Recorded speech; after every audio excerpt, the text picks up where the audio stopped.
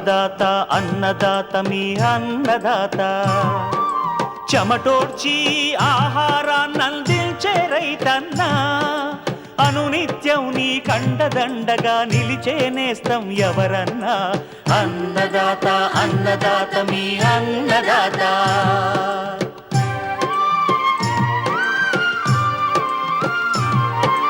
నూతన రీతుల సాగుబడికి నూరింతలు పెరిగే దిగుబడికి సూచనలిచ్చే సస్య రక్షణకు పశు పోషణకి శాస్త్ర విజ్ఞానం అందించి ముందుకు నడిపే తెలుగు రైతు భారతదేశానికి మకుటం అయ్యేలా తీర్చిదిద్దే ఆశయంతో మిమ్ము మేలు కొలిపేది అన్నదాత అన్నదాత అన్నదాత మీ అన్నదాత అన్నదాత అన్నదాత మీ అన్నదాత.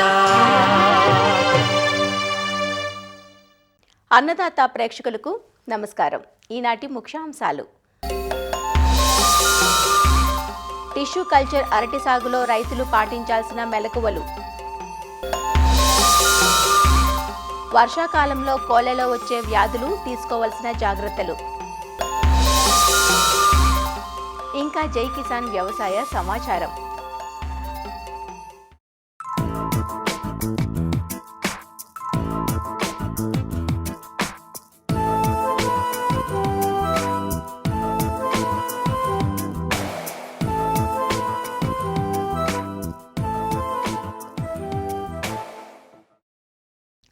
అన్ని కాలాల్లోనూ లభ్యమవుతూ చిన్నపిల్లల మొదలు పెద్దల వరకు అన్ని వయసుల వారు ఇష్టపడే పండు అరటి. అరటిలో మంచి పరిమాణం గల కాయలు, పెద్ద సైజు గెలలతో ఎకరాకు 50 టన్నులకు పైగా అత్యధిక దిగుబడినిచ్చి సాగులో విప్లవాత్మక మార్పులను తెచ్చింది టిష్యూ కల్చర్ సాగు. టిష్యూ కల్చర్ సాగులో గ్రాండ్ 9 రకం ప్రాచుర్యం పొందింది. పంటంతా ఒకేసారి కోతకు రావడం టిష్యూ కల్చర్ సాగులో విశేషం. అరటి నుంచి మంచి దిగుబడిని, కాయ నాణ్యతను సాధించాలంటే టిష్యూ కల్చర్ నారు మొక్కల ఎంపిక మొదలు మొక్కల సాంద్రత, ఎరువుల యాజమాన్యంలో శాస్త్రీయ యాజమాన్య పద్ధతులను ఆచరించాలంటూ టిష్యూ కల్చర్ అరటి సాగులో రైతులు పాటించాల్సిన మెలకువలను వివరిస్తున్నారు వైఎస్ఆర్ ఉద్యాన విశ్వవిద్యాలయం కొవ్వూరు ఉద్యాన పరిస్థితుల స్థానం సీనియర్ శాస్త్రవేత్త డాక్టర్ కె రవీంద్ర కుమార్. అరటిలో అత్యధిక ఉత్పాదకతను సాధించడానికి, స్వల్ప సమయంలో అధిక లాభాలను ఆర్జించడానికి మనకి బిందు సేద్యం, అదేవిధంగా టిష్యూ కల్చర్ మొక్కలు అనేవి చాలా దోహదపడడం జరిగాయి. భారతదేశంలో ఈ అరటి సాగు విస్తీర్ణం పెరగడానికి, ఎగుమతులు అధికంగా రావడానికి, అధిక ఉత్పాదకతకు టిష్యూ కల్చర్ అరటి మొక్కలు అనేవి అధిక ప్రాధాన్యతను సంతరించుకున్నాయి. ఈ టిష్యూ కల్చర్ అరటి మొక్కలు అనేవి తల్లి మొక్కల నుంచి నాణ్యమైనటువంటి కణజాలాన్ని ప్రయోగశాలలో అభివృద్ధిపరిచి ఒకే రకమైనటువంటి లక్షణాలు కలిగినటువంటి లక్షలాది మొక్కలను ఉత్పత్తి స్వల్పకాలంలో చేయడానికి అవకాశం ఉంటుంది. తద్వారా ఎటువంటి తెగులు కానీ వైరస్లు కానీ లేనటువంటి మొక్కలు, ఆరోగ్యకరమైనటువంటి అధిక దిగుబడులు ఇచ్చేటువంటి తల్లి మొక్కల లక్షణాలను పోలి ఉండడంచే సగటు ఉత్పాదకత అనేది చాలా అధికంగా ఉంటుంది. ఈ టిష్యూ కల్చర్ మొక్కలు అనేవి పిలక మొక్కలతో పోల్చినప్పుడు 30 నుంచి 45 రోజులు ముందుగా మనకి కోతకు రావడం ద్వారా అక్కడ కూడా సమయం అనేది ఆదా అవడం జరుగుతూ ఉంటుంది. అయితే ఈ మొక్కలను మనం ఎంపిక చేసుకునేటప్పుడు రైతులు తగినటువంటి జాగ్రత్తలు తీసుకోవాలి. ఎటువంటి చీడపీడలు లేనటువంటి మొక్కలు ఉండేటట్టుగా చూసుకోవాలి. అంతేకాకుండా మొక్కలన్నీ కూడా కనీసం 30 సెంటీమీటర్లు, అంటే ఒక అడుగు ఎత్తు ఉండి 5 నుండి 6 ఆకులు ఉండేటట్టుగా చూసుకోవాలి. హార్డెనింగ్ సెంటర్లలో 45 రోజుల పాటు కూడా సరిగా హార్డెన్ అయ్యాయని చెప్పి నిర్ధారించుకున్న తర్వాత మాత్రమే కొనుగోలు చేసుకోవాల్సినటువంటి అవసరం ఉంటుంది. ఈ టిష్యూ కల్చర్ మొక్కలు మనం నర్సరీ నుంచి మన పొలానికి తీసుకుని వచ్చినప్పుడు వెంటనే నాటకుండా ఒక 2-3 రోజుల పాటు పాక్షిక నీడలో ఉంచి వాటికి నీటిని అందజేయడం ద్వారా ఆ పరిస్థితులకు అలవాటు పడి ప్రధాన పొలంలో అధిక శాతం మొక్కలు నిలదొక్కుకోవడానికి అవకాశం ఉంటుందండి. మరి నేల తయారీ విషయానికి కానీ మనం చూస్తే రైతులు సాధారణంగా ఈ అరటి మొక్కలు వేసుకునేటప్పుడు పై దుక్కులు చేసి అరటి మొక్కలు నాటడం పరిపాటిగా చేస్తూ ఉంటారు. దానివలన నేల లోపలి పొరలు అనేటువంటివి మనకి గట్టిపడి గాలి ప్రసరణ అనేది వేరు వ్యవస్థకి ఉండదు. అరటిలో మనకి ఎక్కువగా ఈ దుంప కింద నేలలో తయారవుతూ ఉంటుంది. దుంప ఊరడానికి వేరు వ్యవస్థ విస్తరించడానికి అవకాశం మనం కల్పించినప్పుడు మాత్రమే మనకి గెల కూడా బలంగా రావడానికి అవకాశం ఉంటుంది. దానికి ఈ దుక్కులు అనేటువంటివి కనీసం 30 నుంచి 40 సెంటీమీటర్ల లోతు వరకు కూడా ఈ దుక్కులు అనేటువంటివి చేయడం ద్వారా ఈ నేలలో గాలి మరియు నీరు నిష్పత్తి అనేవి సమానంగా ఉండి వేరు వ్యవస్థ విస్తరించడానికి అవకాశం ఉంటుంది.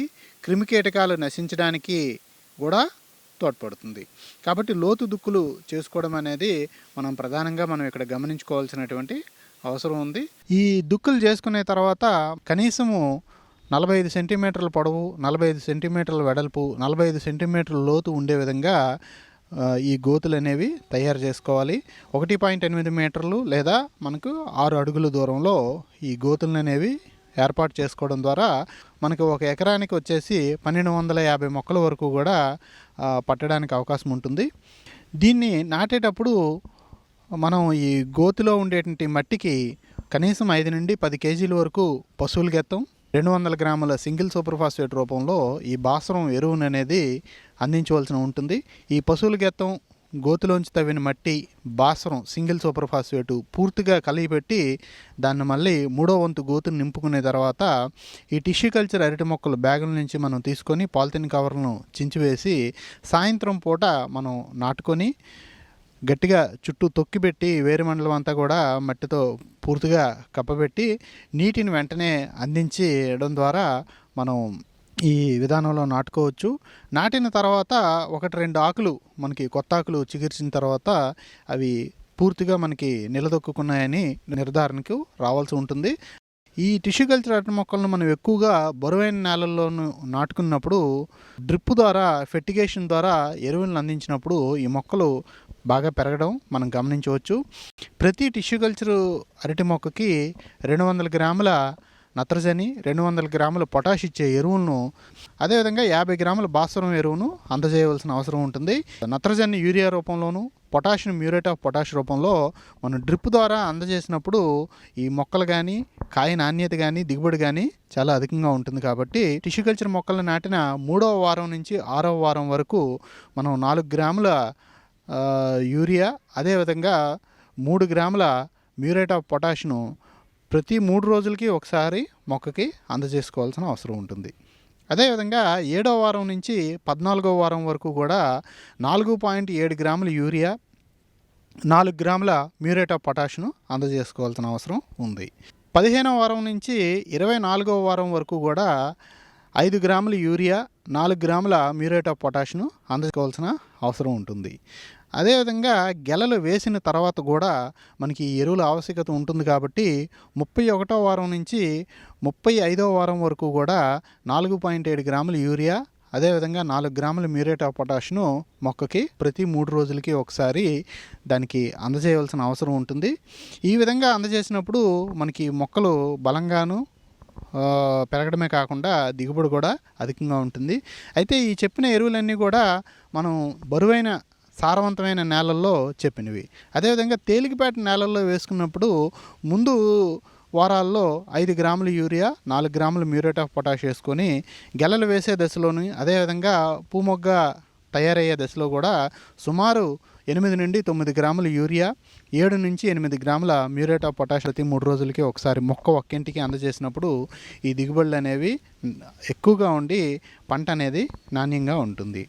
అదేవిధంగా ఈ సూక్ష్మ పోషక పదార్థాల లోపానికి కూడా 2వ నెలలో, 4వ నెలలో, 6వ నెలలో అర్కా బనానా స్పెషల్ కానీ, బనానా శక్తి కానీ, ఫార్ములా 4 కానీ, మ్యాక్స్ వంటి ఎరువులను సూక్ష్మ పోషకాలు కలిగిన మిశ్రమాన్ని ఈ మొక్కలపైన 3 దఫాలుగా పిచికారీ చేయడం ద్వారా దీనికి వచ్చే పోషక లోపాలన్నింటినీ కూడా మనం సమగ్రంగా నివారణ చేయడానికి అవుతుంది.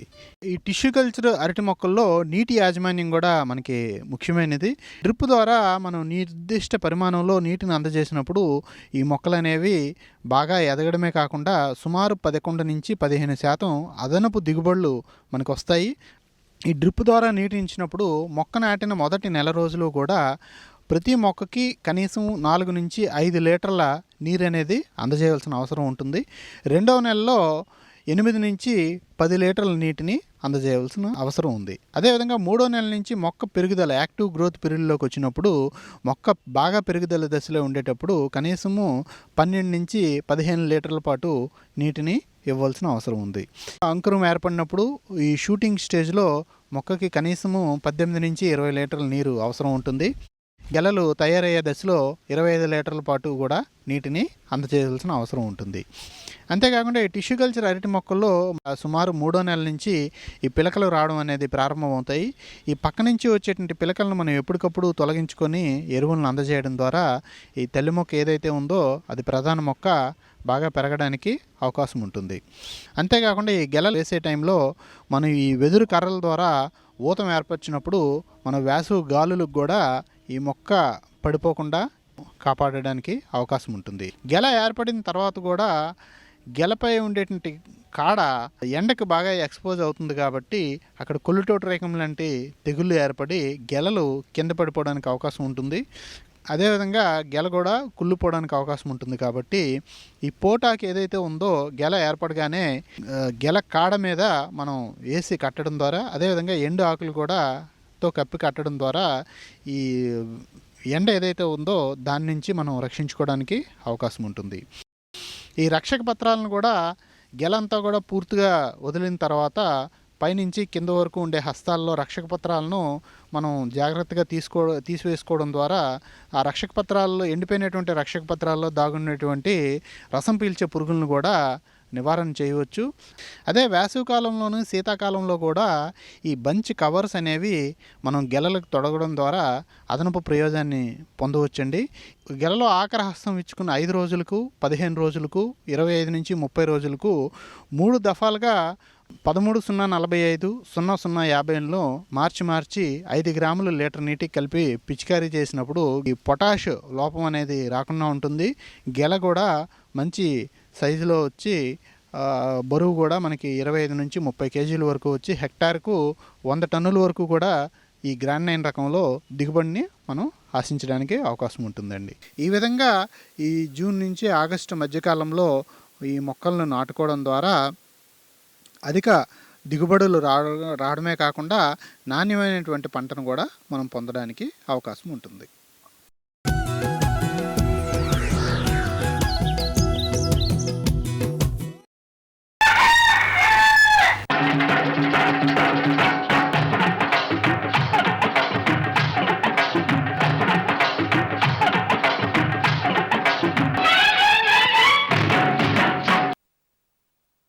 వ్యవసాయ అనుబంధ రంగాల్లో కోళ్ల పరిశ్రమ ఒకటి. ప్రస్తుత కాలంలో పరిశ్రమ విస్తరించి వాణిజ్య పంతాల్లో సాగుతోంది. అయితే ప్రస్తుత వర్షాకాలం కోళ్ల రైతులకు కొంత ఇబ్బందే.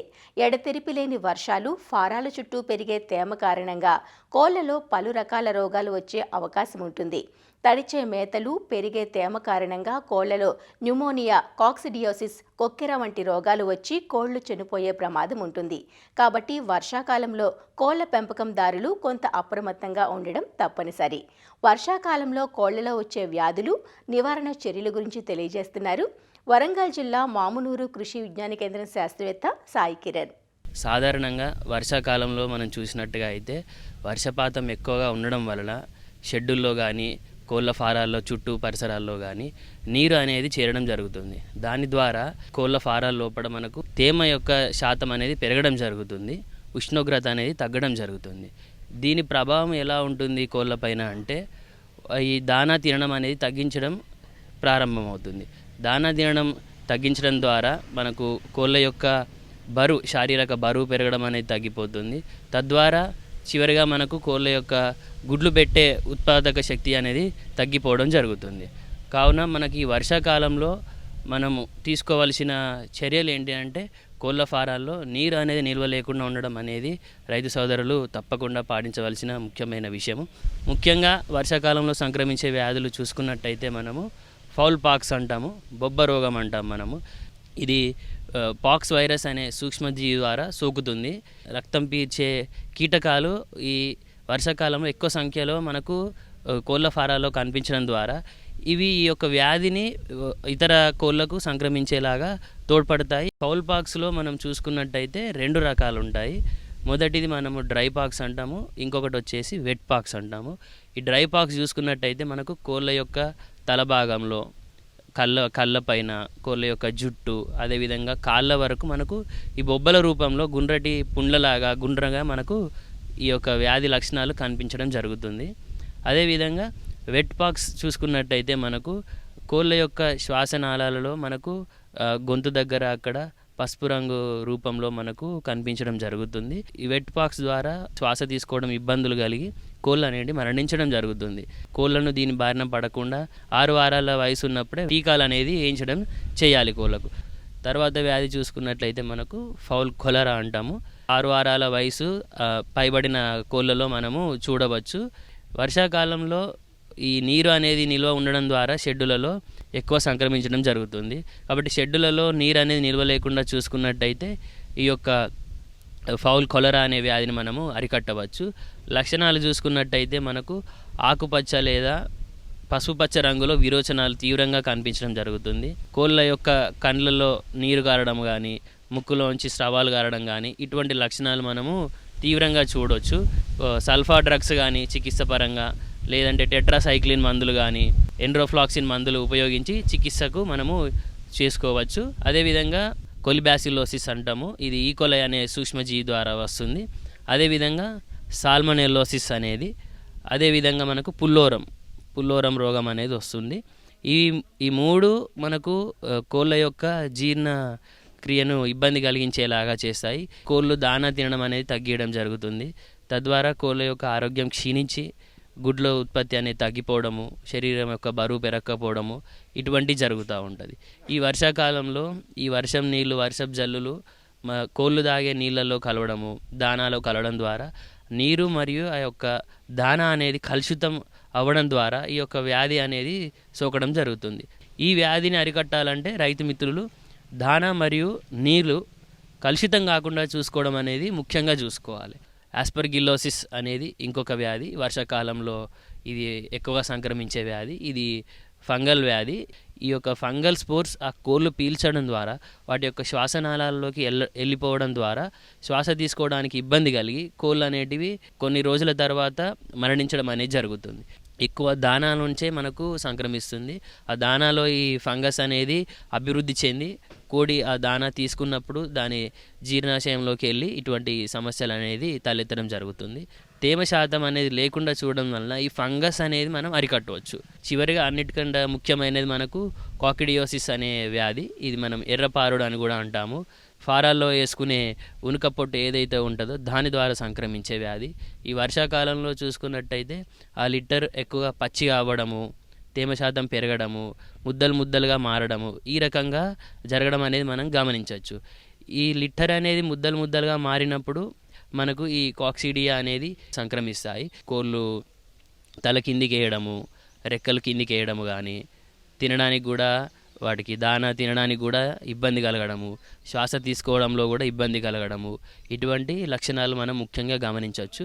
అలా కనిపించినప్పుడు మనము ఆ లిట్టర్ను తీసేసి కొత్త లిట్టర్ వేయడం కానీ, లేదంటే దాంట్లో సున్నం కలిపేసి దాన్ని కలపడం కానీ, ఇట్లా మనము 2 వారాలకు కానీ 1 వారానికి ఒకసారి ఆ లిటర్ మనం దున్నుతూ ఉండాలి. అప్పుడు మనకి ముద్దలుగా రాకుండా ఈ తేమ అనేది అందులో లేకుండా ఉండి పొడిగా ఉండి ఈ కాక్సిడియోసిస్ వ్యాధిని సంక్రమించకుండా చేపట్టవచ్చు.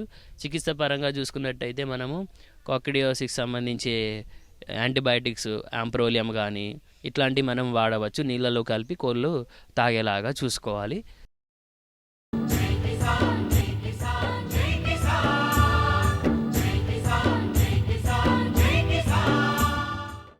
వ్యవసాయ సమాచారం ఇప్పుడు జై కిసాన్లో చూద్దాం. మార్కెట్లో తగ్గుతున్న రొయ్యల ధరలు సాగుదారులను ఆందోళనకు గురిచేస్తున్నాయి. గత కొంతకాలంగా పెరిగిన ఫీడ్, సీడ్ ధరలకు తోడు విద్యుత్ బిల్లుల భారం ఆక్వా సాగుదారులకు ప్రతిబంధకంగా మారిన పరిస్థితుల్లో మార్కెట్లో తగ్గుతున్న ధరలు ఆందోళనకు గురిచేస్తున్నాయి. కిలోకు 30 నుంచి 40 రూపాయల వరకు తగ్గిస్తున్నారని రైతులు వాపోతున్నారు. దీనికి తోడు మన దేశ ఉత్పత్తులపై అమెరికా సుంకాల ప్రభావాన్ని సాకుగా చూపి వ్యాపారులు ధరలు తగ్గిస్తున్నారంటూ ఆక్వా రైతులు ఆందోళన చెందుతున్నారు. నేను గత 15 సంవత్సరాల నుంచి ఆక్వా రైతుగా చేస్తున్నాను. ప్రజెంట్ 270 రూపాయలున్న రేటు ఒకే రోజు 30 రూపాయలు 35 రూపాయలు తగ్గి 230 రూపాయలకు వచ్చింది. ఈ 230 రూపాయలైనా మనకి స్టాండర్డ్గా ఉంటుంది అనేది గ్యారెంటీ లేకుండా పోయింది. అమెరికా అధ్యక్షుడు ట్రంప్ వేసిన సుంకలంతో భారీగా దెబ్బతిన్న మేము ఒక సైడు కరెంటుతోనూ ఇంకో సైడు ఈ రేటులతోనూ బాగా సతమతం అవుతున్నాం. ధరలు పెంచినట్టు పెంచుతా ఉన్నారు, మళ్ళీ తగ్గించేస్తున్నారు సార్. గిట్టుబాటు ధరలు లేవు.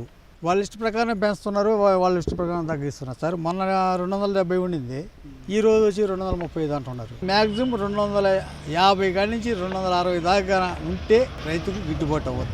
జిల్లాలోని ఇందుకూరుపేట, ముత్తుకూరు, తోటపల్లి గూడూరు, వెంకటాచలం, మనుబోలు, విడవలూరు, అల్లూరు, కోవూరు, నెల్లూరు గ్రామీణం మండలాల్లో 40,000 ఎకరాలకు పైగా రొయ్యలు సాగు చేస్తున్నారు. ఉత్పత్తుల్లో కృష్ణపట్నం పోర్టు ద్వారా 50% అమెరికా దేశానికి ఎగుమతి చేస్తారు. ఏప్రిల్లో అమెరికా 26% సుంకాలు విధించిన సమయంలో మార్కెట్ కుదేలైంది. మార్కెట్ ధరలు కుప్పకూలడంతో రైతులు లక్షల్లో నష్టపోయారు. ఎప్పటికీ నష్టాలు కొనసాగుతూనే ఉన్నాయి. ట్రంప్ సుంకాలను అడ్డం పెట్టుకుని వ్యాపారులు మరింత ధరలు తగ్గిస్తున్నారంటూ రైతులు వాపోతున్నారు. నేను దాదాపు 92 నుంచి చేస్తున్నాను కల్చరు. టైగర్ చేశాను, తర్వాత వనామీ చేశాను, మధ్యలో సీబాస్ కూడా చేశాను అనమాట. అయితే రేట్లు అనేది మా చేతుల్లో ఉండడం లేదు. ఒక ఉత్పత్తి చేస్తే ఆ ఉత్పత్తిదారుడు రేట్ వేస్తాడు, మనం కొన్ని దాని మీద తగ్గితే మనం కొంటాం అనమాట. రొయ్యలు అలా కాకుండా వాడే చెప్తే ఈరోజు రాత్రి పుణుకొని తెల్లకి 40 రూపాయలు తగ్గిపోయింది అంటారు. అంటే ఒక టన్ను 40,000, మాకు వచ్చేదే 5 రూపాయలు. ఏమీ అర్థం కావటం లేదు. యాక్చువల్గా ట్రంప్ కాదైతే అప్పుడే తగ్గలేదు, మళ్ళీ పెరిగినాయి. 210కి 205కి 190కి కూడా అమ్ముకున్నాము. మాకు అప్పుడు మెటీరియల్ ఉంది. ఇప్పుడు మెటీరియల్ అంతా అయిపోయిన తర్వాత రేట్లు పెరిగినాయి. ఇప్పుడు రైతులు కొంతమంది హార్వెస్ట్ చేశారు, తప్పని ఒక్క రోజులో తగ్గించేశారు 40 రూపాయలు. గవర్నమెంట్లు మారుతున్నా కానీ మా పరిస్థితులు ఏం మారలేదని నేను ఖచ్చితంగా చెప్తున్నాను. కనీసం ఫీడ్ వాళ్ళన్నా మాట్లాడి, లేదంటే ఇంకేదన్నా కరెంటు బిల్ అన్నా సేవ్ చేసేది, లేదా కంపెనీలన్నా ఏదన్నా ఎట్లా చేస్తే బాగుంటుంది, మీకేం బెనిఫిట్ కావాలి వాళ్ళని అడగటం కానీ రైతులను అడగటం కానీ అసలు పట్టించుకున్న నాదుడు కూడా లేడు అసలుకి. ప్రభుత్వం ఎప్పటికైనా దృష్టి సారించి మార్కెట్లో ధరల నియంత్రణపై చర్యలు తీసుకుని తమకు గిట్టుబాటు ధర కల్పించాలంటూ నెల్లూరు జిల్లా ఆక్వా రైతులు కోరుతున్నారు. కృష్ణా జిల్లా అవనిగడ్డ నియోజకవర్గంలో వరి నాట్లు దాదాపు పూర్తయ్యాయి. ప్రస్తుతం పంటలకు మొదటి దఫా ఎరువులను అందించాల్సిన సమయం. దీంతో రైతులంతా ఎరువుల దుకాణాలను ఆశ్రయిస్తుంటే యూరియా సరిపడా దొరక్క రైతులు ఆందోళన చెందుతున్నారు. అవనిగడ్డలో సుమారు 1,35,000 ఎకరాల్లో వరి పంట సాగు చేస్తున్నారు. వరి పిలకలు తొడిగే దశలో ఉండటం వలన ఎక్కువ మంది రైతులు యూరియా, డీఏపీ కలిపి చల్లుతూ ఉంటారు.